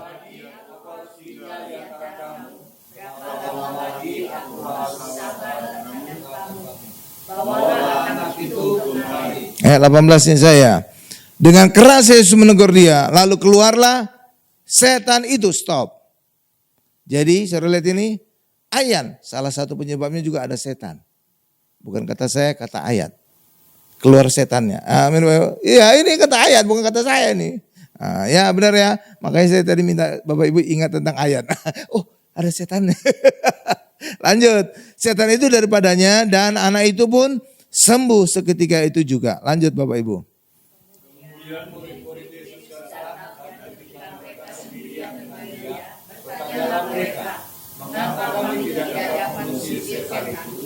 Ayat 20 saya. Ia berkata kepada mereka, karena kamu kurang percaya. Tuh lanjut. Sebab aku berkata kepadamu, sesungguhnya sekiranya kamu mempunyai iman sebesar biji sesawi saja. Ini kecil ini artinya apa? Sebenarnya Yesus menegur murid-muridnya. Kamu gak punya iman. Ya, kamu dapat berkata kepada gunung ini, pindah dari tempat ini ke sana, maka gunung ini akan pindah dan takkan ada yang mustahil bagimu. Haleluya Bapak Ibu. Oke Bapak Ibu. Nah, jadi kita lihat tidak ada yang mustahil ya. Bagi Tuhan itu tidak ada yang mustahil. Tapi bagi kita banyak yang mustahil. Itulah sebabnya kita harus percaya kepada Tuhan. Agar Tuhan yang mengerjakan, maka banyak hal yang sebelumnya mustahil kita lakukan. Itu akan bisa terjadi karena kita mengandalkan Yesus yang mengerjakannya. Seperti itu. Makanya di hadapan Tuhan gak ada mustahil, itu bisa kita harapkan hal yang dahsyat bisa terjadi di hidup kita. Amin. Lah iya. Karena apa? Ketika kita punya iman, berharap kepada Tuhan, gak ada lagi batasan kemampuan manusia. Itu udah kemampuan Tuhan yang tiada batas. Makanya gak ada yang mustahil. Oke Bapak Ibu. Makanya harus punya iman kepada Tuhan, berharap kepada Tuhan, maka hal yang besar bisa kita alami dalam kehidupan. Tetapi kalau kita mengandalkan kekuatan kita, hikmat kita sendiri, maka kemampuan kita akan terbatas. Hasilnya juga terbatas. Amin Bapak Ibu. Makanya andalkan Tuhan, imani Tuhan, maka hal yang besar juga bisa kita alami. Amin. Tuh. Jadi saudara melihat juga di sini bahwa ayan itu bisa juga disebabkan oleh setan ya. Tapi juga bisa disebabkan oleh penyakit yang lain. Itu oke. Ya kan sama seperti inilah. Panas. Panas itu disebabkan oleh apa? Oh, bisa infeksi. Infeksi bisa macam-macam. Amin Bapak Ibu. Jadi bukan satu sumber penyebab panas badan kita kan? Iya kan? Nah iya, sama juga ayan. Penyebabnya bisa macam-macam. Amin Bapak Ibu. Iya kan? Oke. Nah, demikian juga ketika murid-murid juga dalam kondisi sedang diserang oleh angin sakal badai, Yesus datang berjalan di atas air. Dan mereka menyebut Yesus hantu loh Bapak Ibu. Hantu. Wih hantu. Memang sedikit-sedikit kalau saudara sebutkan hantu cepat atau Tuhan cepat, itu bisa beralih. Tuhan. Jadi hantu kan Bapak. Coba saudara cepat sebut Tuhan. Tuhan. Kan jadi Tuhan jadi hantu.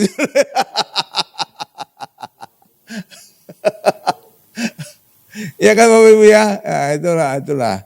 Jadi ketika kita ada masalah, ini murid-murid sedang diserang angin sakal itu. Yesus datang berjalan di atas air ya. Luar biasa ya. Coba. Nah, di sini ada satu lagi yang banyak kali salah orang Kristen. Pendeta juga banyak salah. Dikatakan bahwa Tuhan menjawab kebutuhan kita, bukan keinginan kita. Udah kan sering gak saudara dengar itu ya?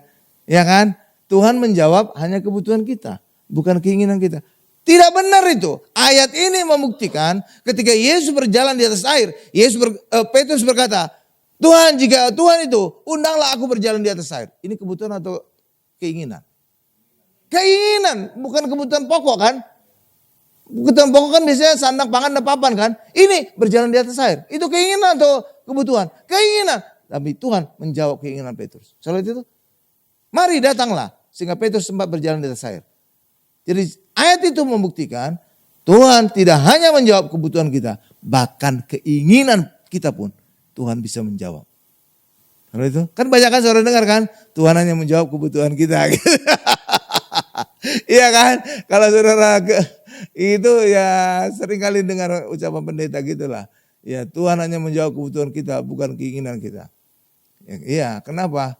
Ya kalau kita punya keinginan baik, Tuhan pasti jawab, pasti. Jangan saudara yang aneh-aneh. Ya Bapak Ibu ya, jangan aneh permintaan saudara, yang permintaan dosa itu juga gak bisa. Ya Bapak Ibu ya, iya kalau yang baik-baik wajar-wajar Tuhan pasti beri keinginan kita. Iya kan, Tuhan saya ingin punya motor supaya saya ke kantor gampang, mudah. Wajar minta motor, udah Bapak Ibu ya. Tapi kecuali saudara bilang, Tuhan saya minta Rolls Royce supaya keren.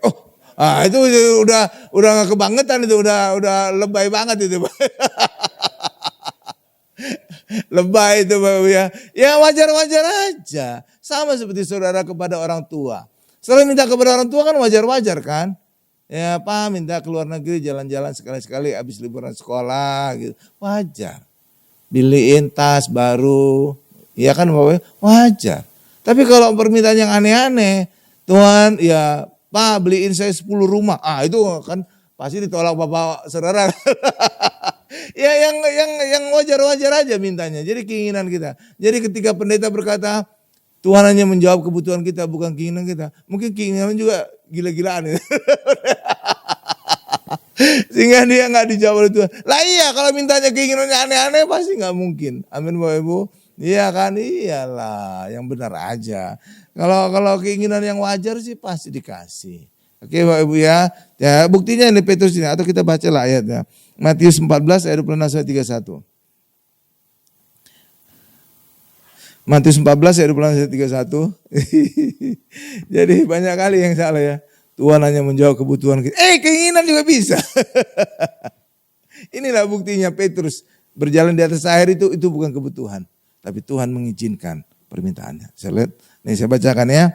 Matius 14 ayat 31. Ketika murid-muridnya melihat dia berjalan di atas air, mereka terkejut dan berseru, itu hantu. Jadi murid-muridnya aja gak kenal Tuhan, hantu. Lalu berteriak-teriak karena takut. Saya lihat ini, murid-muridnya pengecut ya. Tapi justru itu penghiburan bagi kita. Ternyata Tuhan tidak menuntut kita sempurna. Yang luar biasa. Apa adanya kita, Tuhan bisa nerima kita. Itu penghiburan untuk kita. Ternyata murid-murid juga gak hebat-hebat amat. Sampai ketakutan. Ya amin Bapak Ibu. Apalagi apa yang mereka pikir hantu makin mendekat. Apakah makin menjerit mereka? Ya kan Tuhan Yesus kan sedang berjalan di atas air menjumpai mereka kan. Artinya apa? Mereka duga sebelumnya Yesus itu hantu. Hantunya kok makin mendekat? Apakah makin menjerit mereka? Jadi itu penghiburan bagi kita. Artinya murid Yesus juga enggak hebat-hebat amat. Artinya aku masih termasuk layak jadi murid Yesus. Gitu loh Bapak Ibu. Amin. Coba kalau murid Yesus yang hebat-hebat banget gitu. Saudara pasti minder kan? Kayaknya aku enggak layak ini. Enggak layak. Gitu loh Bapak Ibu. Oke ya. Jadi ini sebenarnya penghiburan untuk kita juga. Ternyata murid Yesus juga biasa-biasa. Ayat 27-nya Bapak Ibu lah. Nah, gantian kita. Ya Bapak Ibu.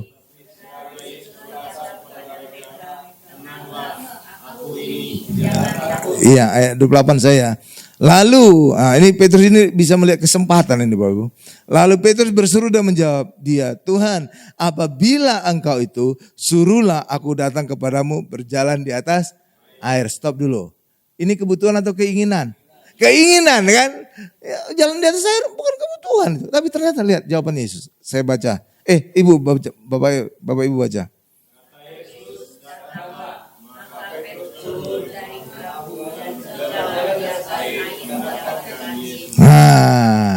Jadi Yesus nggak ada masalah dengan keinginan ya Bapak Ibu ya. Maka saudara juga kalau punya keinginan, minta aja kepada Tuhan. Nggak harus kebutuhan pokok, nggak, keinginan juga bisa.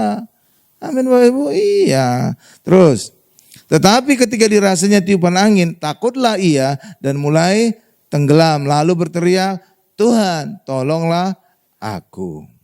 Oke, ayat 31 Bapak Ibu terakhir.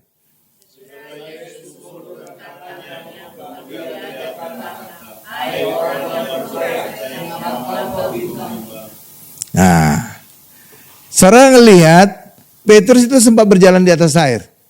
Benar nggak Bapak Ibu? Benar. Pada saat Petrus bisa berjalan di atas air, apa kondisi Petrus? Matanya masih melihat kepada Yesus.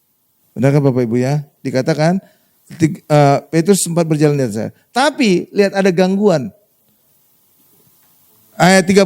Tetapi ketika dirasanya tiupan angin, takutlah ia dan mulai tenggelam. Jadi ketika dia tidak fokus lagi kepada Yesus, tapi dia rasakan angin, ada yang mempengaruhi fokusnya dia, disitulah dia tenggelam. Hal yang sama juga terjadi dalam diri kita. Ketika kita masih fokus kepada Yesus, maka gelombang masalah apapun, kita bisa berjalan di atasnya. Tetapi ketika fokus kita tidak lagi kepada Yesus, tapi masalah-masalah di sekitar, maka saudara mulai tenggelam. Karena saudara tidak lagi fokus kepada Yesus. Karena itulah bagi kita hari ini, tetaplah fokus kepada Yesus. Agar kita mampu berjalan di atas gelombang masalah kita. Tapi ketika banyak hal-hal di luar kita yang mengganggu konsentrasi kita, fokus kita kepada Yesus, disitulah saudara kita bisa mulai tenggelam. Dari sini kita pelajari, mari tetap berfokus kepada Yesus. Itulah sebabnya saya juga selalu mengkhotbahkan Yesus agar orang Kristen mengenal Yesus dan bisa berfokus kepada Yesus. Tapi kalau pendeta tidak pernah khotbahkan tentang Yesus, bagaimana mungkin umatnya bisa berfokus kepada Yesus? Kenal aja enggak?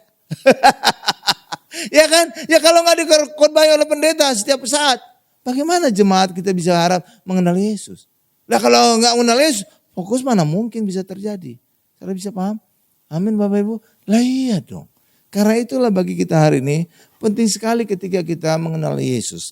Karena mengenal Yesus, tahap berikutnya kita bisa berfokus kepada Yesus. Tapi ketika pendeta jarang mengkhotbahkan tentang Tuhan Yesus, jangan berharap jemaat bisa berfokus kepada Tuhan Yesus.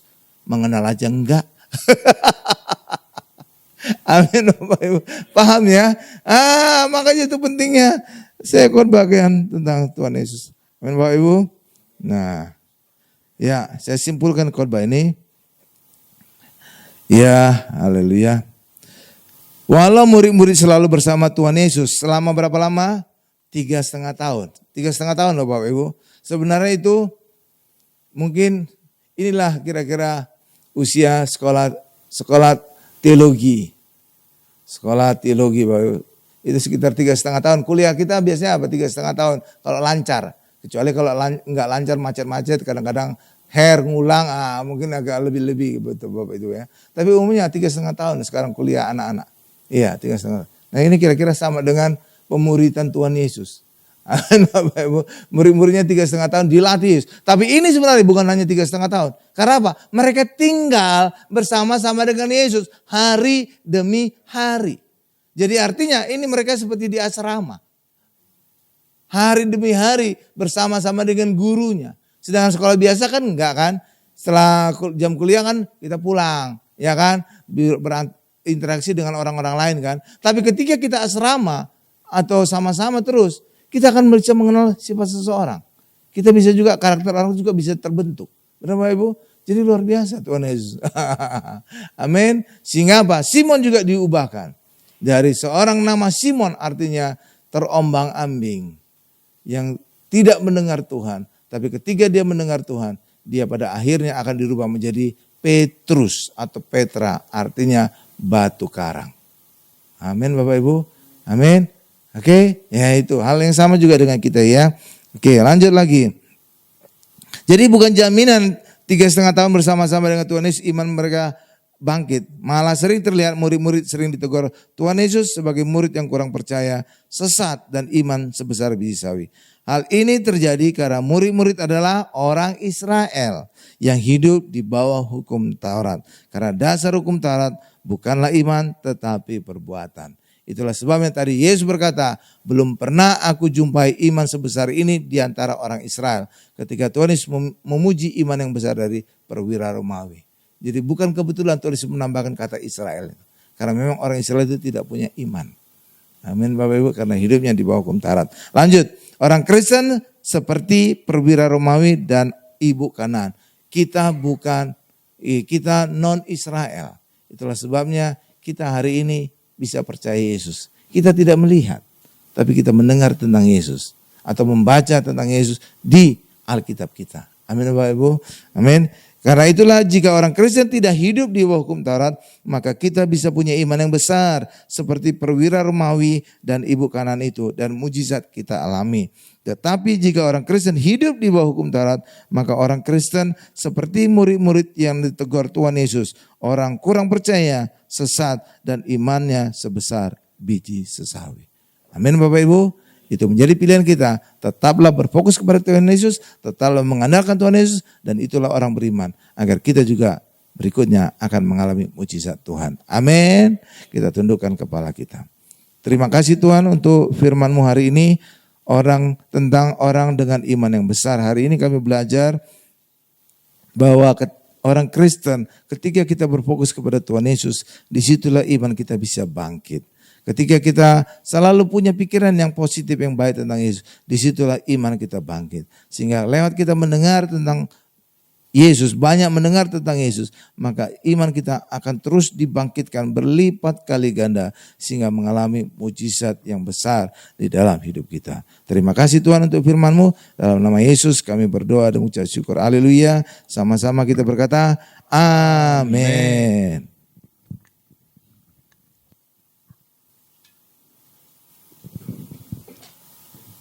Puji Tuhan. Saudara diberkati? Terima kasih Pak Gembala. Puji Tuhan. Saudara, kita akan memberikan persembahan. Mari kita sebelumnya saya mengundang pelayan Tuhan. Sebelumnya kita mau berdoa. Bapa dalam nama Tuhan Yesus, terima kasih Tuhan buat firman-Mu. Biarlah iman kami Tuhan boleh kuat dalam Engkau Tuhan. Terima kasih Tuhan. Sebentar kami akan menabur. Berkati setiap taburan yang ada Tuhan. Lewat persembahan ini, nama-Mu diperbesar di tempat ini. Dalam nama Yesus kami siap memberi. Sama-sama kita katakan amin.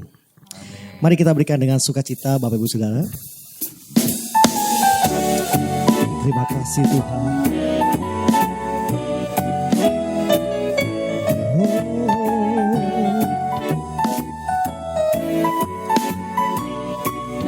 Sambil memberi kita naikkan pujian ini. Allah itu baik, sungguh baik bagiku. Ditunjukkannya kasih setianya. Dia menyediakan yang ku perlukan, menyatakan kebaikan, menyatakan kebaikan, menyatakan kebaikannya padaku. Kasih setianya tak pernah berubah, dulu, sekarang, dan selamanya. Ajaiblah Tuhan, ada kuasa dalam namanya. Yesus, luar biasa. Katakan Yesusku luar biasa. Yesusku luar biasa. Sekali lagi saudara. Yesusku, Yesusku luar biasa. Berikan tepuk tangan buat Tuhan Yesus yang luar biasa saudara. Haleluya. Haleluya. Mari Bapak Ibu Saudara, kita akan siapkan hati kita masuk dalam perjamuan kudus. Kita siapkan hati kita saudara. Terima kasih Tuhan. Terima kasih Tuhan Yesus.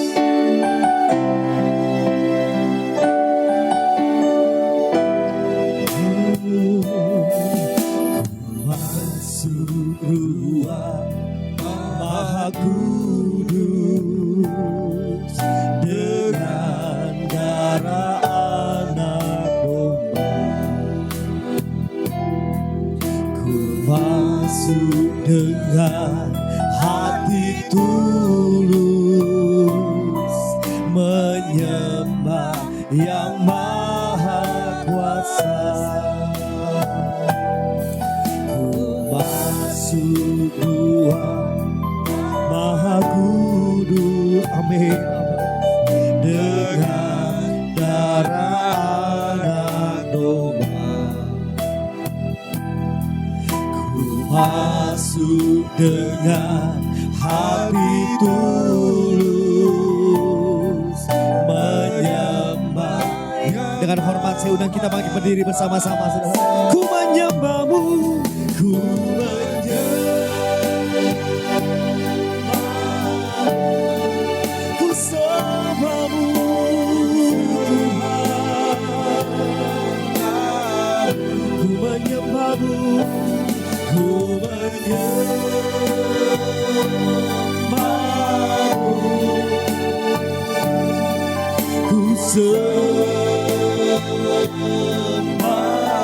sebab namamu, sebab namamu kudus.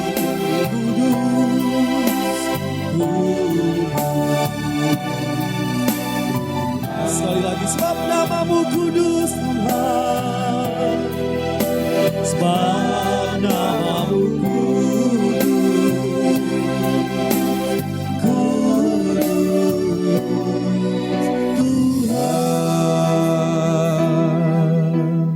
Saya akan bacakan ayatnya terlebih dahulu untuk kita masuk perjamuan kudus. Yohanes 6 ayat 53 sampai 55 demikian. Sesungguhnya jikalau kamu tidak makan daging anak manusia dan minum darahnya, kamu tidak mempunyai hidup di dalam dirimu. Barang siapa makan daging Yesus dan minum darah Yesus, ia mempunyai hidup yang kekal, dan Yesus akan membangkitkan dia pada akhir zaman. Sebab daging Yesus adalah benar-benar makanan dan darah Yesus adalah benar-benar minuman. Kita angkat pertama kali tubuh Yesus di atas kepala kita. Mari ikuti ucapan saya. Dalam nama Tuhan Yesus, inilah roti yang turun dari surga. Inilah tubuh Yesus Kristus yang tergantung di atas kayu salib. Pertama, Ia memberikan kami hidup kekal di dalam kerajaan surga. Yang kedua, untuk menyempurnakan agar tubuh kami sehat sentosa, menyempurnakan jiwa dan roh kami agar dibangkitkan pada akhir zaman. Tubuh Kristus yang ditikam, ditombak di atas kayu salib. Dalam nama Tuhan Yesus, kami bersama keluarga dan anak-anak tidak terbaring di rumah sakit, tidak terbaring di ruang operasi, tidak terbaring di ruang ICU. Dalam nama Tuhan Yesus, kami bebas dari segala virus, kami tolak kanker dan tumor, kami tolak diabetes dan segala dampaknya, kami tolak stroke dan lumpuh. Dalam nama Tuhan Yesus, segala kutuk penyakit, kutuk keturunan sudah diangkat Tuhan Yesus di atas kayu salib. Dalam nama Tuhan Yesus, inilah tubuh Yesus Kristus. Silakan dimakan Bapak Ibu, silakan.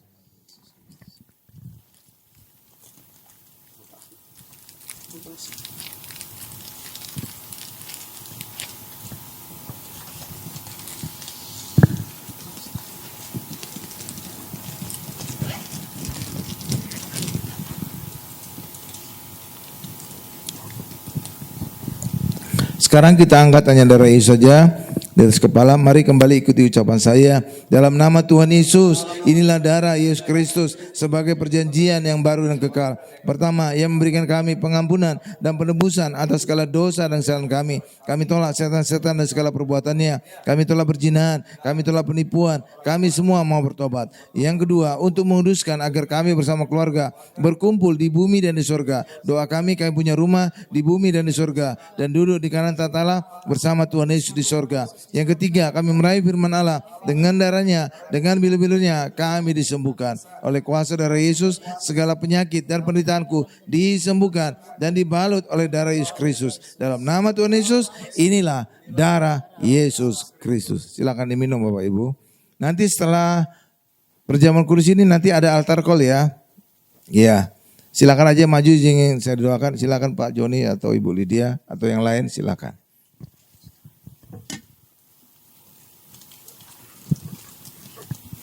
Haleluya.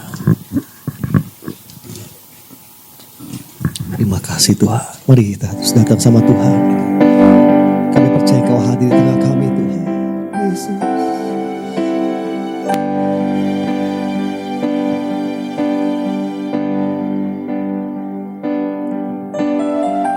Terima kasih Tuhan. Terima kasih Tuhan. Terima kasih Tuhan. Mengalirlah kuasa Roh Kudus, mengalirlah di tempat ini, mengalirlah oh Roh Kudus, pulihkanku. Mengalirlah kuasa Roh Kudus, mengalirlah di tempat ini, mengalirlah oh Roh Kudus,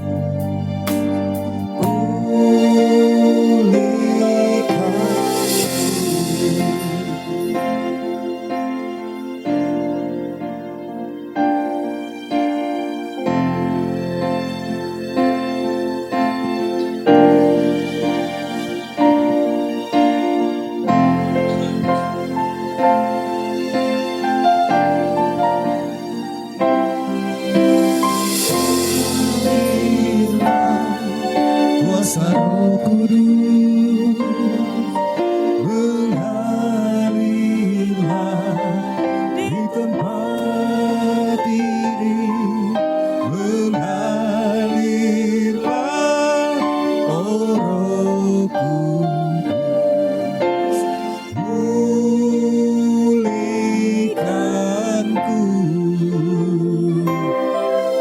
Mengalirlah kuasa Roh Kudus, mengalirlah di tempat ini, mengalirlah oh Roh Kudus, pulihkanku.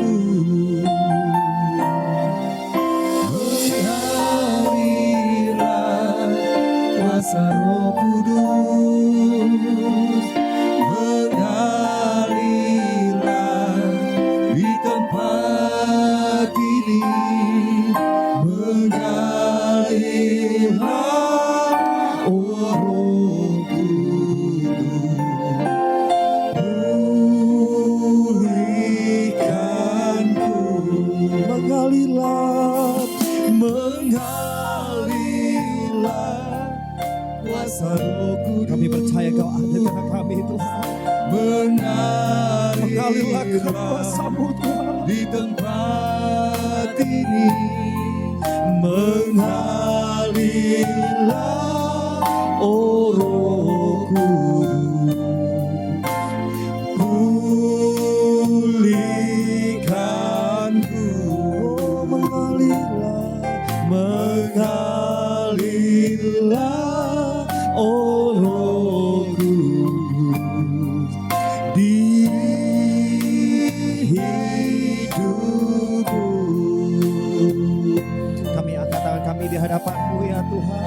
Terima kasih ya Tuhan. Terima kasih Tuhan Yesus. Saya undang kita bagi berdiri bersama-sama saudara. Terima kasih Tuhan buat kebaikan-Mu dalam hidup kami Tuhan.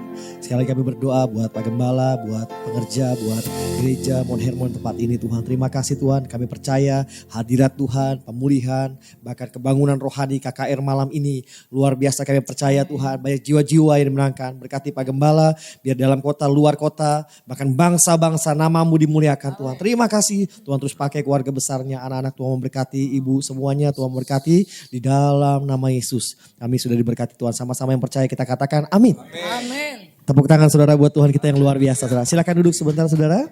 Kita akan mendengarkan pengumuman sepekan, silakan media. Shalom jemaat yang dikasihi Tuhan. Berikut ini pengumuman sepekan dari Mount Hermon Church, Ratu Plaza Lantai 1, Jalan Sudirman, Jakarta. Terima kasih kepada Bapak Gembala Sidang Pendeta Dr. Insinyur Hari Saragi atas pelayanannya dalam ibadah KKR malam hari ini. Kami mengundang Bapak Ibu dan Saudara semua kembali hadir dalam ibadah Minggu tanggal 3 November 2024 dengan jadwal sebagai berikut. Ibadah pertama jam 10.30 akan dilayani oleh Bapak Gembala Sidang Pendeta Dr. Insinyur Hari Saragi. Ibadah kedua jam 13.30 akan dilayani oleh Pendeta Joyman Warubu. Ibadah ketiga jam 15.30 akan dilayani oleh Pastor Anto Sanfaat. Di setiap ibadah minggu disertai perjamuan kudus dan altar call yang dilayani oleh Bapak Gembala Sidang Pendeta Dr. Insinyur Hari Saragi. Mari ajak saudara, famili, teman, dan kolega Anda untuk menerima mujizat kesembuhan. Berikut ini beberapa informasi terkait pelayanan dan kegiatan yang diadakan oleh Mount Hermon Church. Mari bergabung bersama kami dalam kelas pendalaman Alkitab setiap hari Kamis jam 1.15. Bagian ke-6 tanggal 7 November 2024 dengan topik Sakramen Urapan. Spesial menyambut Natal, Mount Hermon Church mengadakan lomba nyanyi lagu Natal.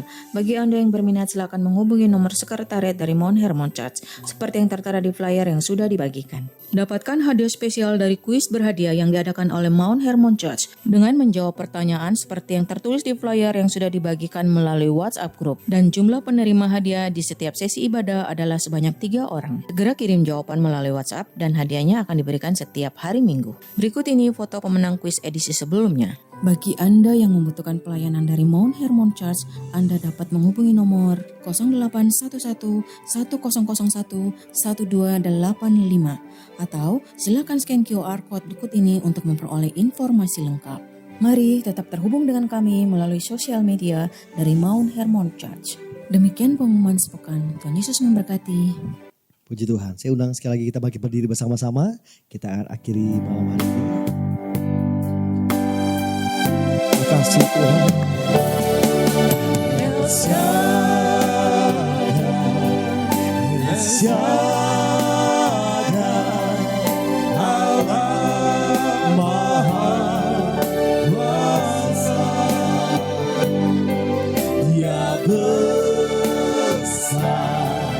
Dia besar, El Shaddai mulia, El Shaddai, El Shaddai, Allah Maha Kuasa, berkatnya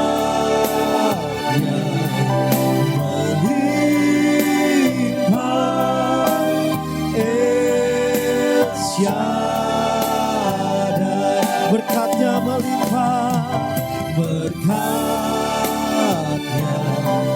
melimpah, El Shaddai. Sekali lagi saudara, berkatnya, berkatnya melimpah, El Shaddai. Benar Tuhan Yesus. Tuhan Yesus adalah Allah El Shaddai, Allah Maha Besar, Allah Maha Kuasa, dan berkat-Mu melimpah atas kami. Terima kasih Tuhan Yesus untuk ibadah spesial ini, ibadah KKR, kesembuhan ilahi, dan bebas resesi. Kami telah mendengar kesaksian dari Pak Niko juga mengalami beberapa mujizat Tuhan. Dan kami percaya juga gereja ini akan mengalami banyak mujizat karena kami hanya berfokus kepada Tuhan Yesus saja. Berkati setiap kami yang hadir, sembuhkan dari sakit penyakit, berkati usaha pekerjaan kami selalu sukses berhasil. Diberkati juga Ratu Plaza Tuhan yang mengizinkan gereja hadir di tempat ini. Gereja hadir, Tuhan Yesus hadir. Tuhan Yesus adalah kebangkitan dan hidup. Maka apapun yang mati di hidup kita akan bangkit dan hidup. Dan itu dibuktikan oleh Ratu Plaza ini juga telah bangkit kembali Tuhan. Telah hidup kembali. Sehingga di akhir bulan ini juga akan bisa, November bisa penuh semua lantai. Landmark juga Tuhan telah mengundang Mount Hermon Church hadir. Maka Tuhan Yesus hadir, maka kebangkitan dan hidup juga akan terjadi. Dan Landmark juga telah mulai banyak yang datang menyewa Tuhan. Terima kasih Tuhan Yesus, berkati Pak Joni, Ibu Lydia, Ibu Shirley dan seluruh keluarga besarnya Tuhan. Agar lewat kesaksian Tuhan Yesus banyak jiwa, banyak keluarga, banyak saudara juga dimenangkan bagi Tuhan. Terima kasih Tuhan Yesus, berkati semua anak-anak kami juga semuanya terproteksi, sempurna, sehat dan sukses apapun studi sekolahnya, apapun karirnya. Terima kasih Tuhan Yesus, terima kasih. Dan kami juga ingin berdoa untuk pemimpin kami, Presiden kami yang baru, Jenderal Prabowo Subianto. Berkati beliau Tuhan, tambah-tambahkan hikmat surgawi agar bisa memimpin Indonesia masuk menjadi negara maju. Terus juga tambah-tambahkan ekstra kesehatan, ekstra kekuatan, sehingga beliau di usianya bisa mampu tetap sehat, tetap kuat untuk terus memimpin sebagai Presiden Indonesia. Diberkati juga Tuhan jajaran menterinya. Terima kasih Tuhan Yesus, terima kasih. Dan doa sahabat ini akan kami tutup dengan doa Bapak kami yang diajarkan oleh Tuhan Yesus. Bapak Ibu bisa melihat televisi, mari sama-sama. Bapa kami yang di surga, dikuduskanlah namamu, datanglah kerajaanmu, jadilah kehendakmu di bumi seperti di surga. Berikanlah kami pada hari ini makanan kami yang secukupnya, dan ampunilah kami akan kesalahan kami, seperti kami juga mengampuni orang yang bersalah kepada kami. Dan janganlah membawa kami ke dalam pencobaan, tetapi lepaskanlah kami daripada yang jahat. Karena Engkau yang mempunyai kerajaan dan kuasa dan kemuliaan sampai selama-lamanya. Amin. Mari angkat kedua tangan kita, siapkan hati kita untuk menerima berkat-berkat dari Allah Bapa yang Maha Kuasa. Berkat dari Allah Bapa yang Maha Kuasa, kasih karunia dari Tuhan Yesus, serta penyertaan Roh Kudus menyertai kami mulai hari ini sampai selama-lamanya. Haleluya, sama-sama kita berkata, amin.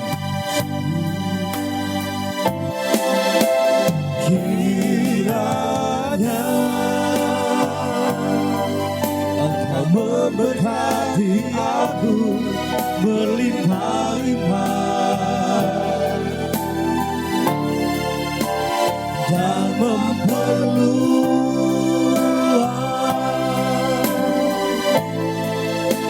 daerahku